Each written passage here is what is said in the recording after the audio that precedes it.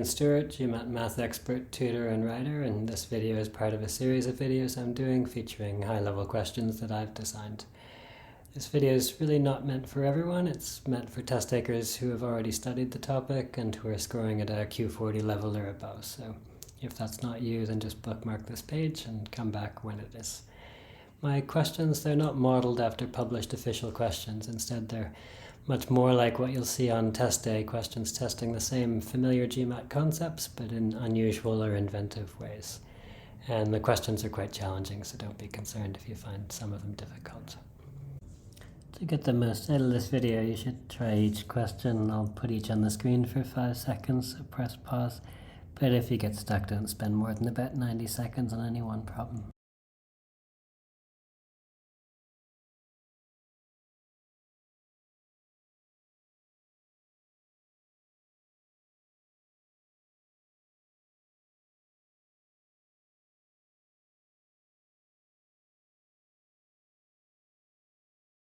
So here we're choosing a random divisor from the number 2 to the 49 times 31.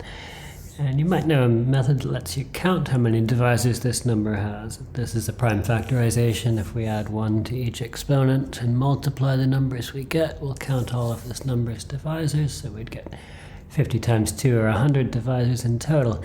But that just gives us the denominator of our probability. And to figure out the numerator of this probability, we actually have to figure out what this number's divisors are.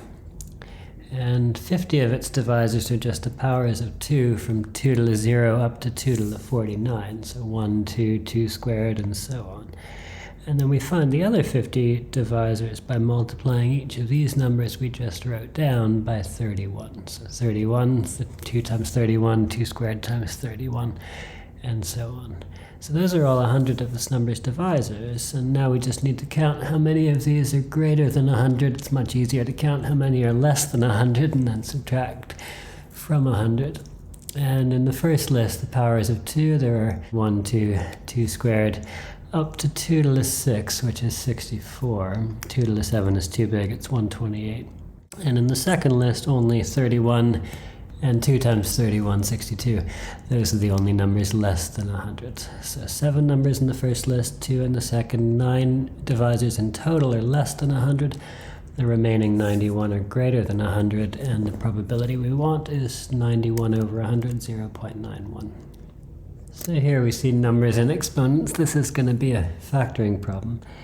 And if we look just at the numerator, 7 to the n plus 2 minus 7 to the n minus 2, n minus 2 is the smaller of those two exponents. So if we factor out 7 to the n minus 2, that will be common to both terms, and we'll get the simplest possible thing in the brackets. And if you're unsure of how to do this factorization, just remember when we're factoring, we're really dividing. So to find the two terms in brackets, we'll just divide each of our original two terms by 7 to the n minus 2.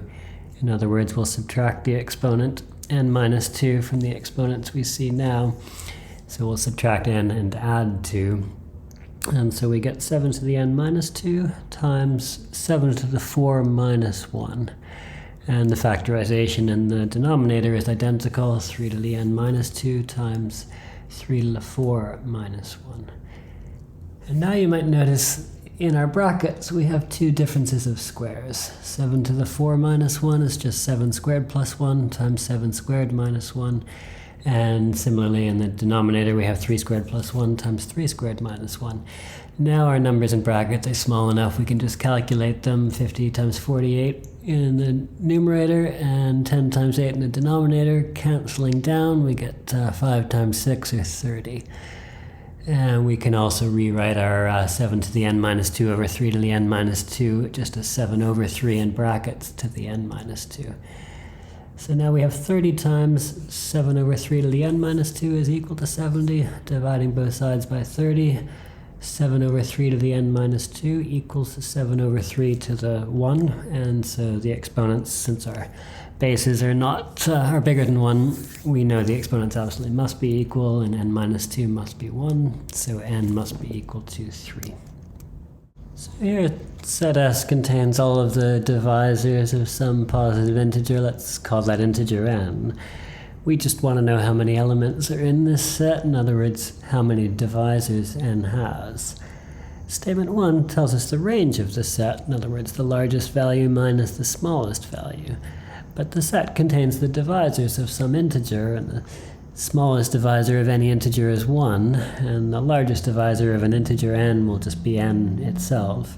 So statement 1 tells us n minus 1 is equal to 288, and n is 289. So if set S contains all of the divisors of 289, of course we can count how many divisors that number has somehow or other and answer the question. So statement 1 is sufficient. If you happen to know 289 is 17 squared, you'll be able to tell that the set contains 3 values, but it's data sufficiency. We don't need to actually answer the question. So statement 2 tells us the median of S. And so what we really want to know is whether we can make two sets S of different sizes, both of which have a median of 17 and both of which consist of divisors of some integer. We can first imagine making a set with exactly 3 elements in it. That would mean our number has 3 divisors. The only numbers that have exactly 3 divisors are squares of prime numbers. And if our median is 17, 3-element set, that would be in the set. 1 is in our set because 1's a divisor of everything, and the remaining number would need to be 17 squared. So we can definitely make a set with exactly 3 values in it. The question is, could we make a larger set? And so we can now try to make a set with 4 values in it. And that would mean we're looking for a number with 4 positive divisors. And the numbers with 4 positive divisors, they're either cubes of primes, that won't turn out to work here, or they're equal to the product of 2 different primes. And if you take a number p times q, where p and q are different primes, the divisors are 1, p, q, and p times q. And the median of that list, pq, would be the largest divisor, 1 the smallest. The median, we average the 2 numbers in the middle, p plus q over 2. So this set will sort of work as long as p plus q over 2 is 17, or in other words, as long as p plus q is 34, and there's a few ways to make that work. One example is 3 and 31. Those could be our 2 primes. So our set S could also be 1, 3, 31, and 3 times 31, or 93, and that's a set with 4 values in it. So we can see that set S might contain 3 values, might contain 4. We haven't even considered other possibilities, and statement 2 is not sufficient, so the answer is A. If you enjoyed these questions, I've written 4 long problem sets full of high-level questions like these, along with a set of books covering all of GMAT math that teach my conceptual approach to the test, which is perfect for high-level test takers. And if you're interested in any of that material, you can just visit my website. The link is in the description below.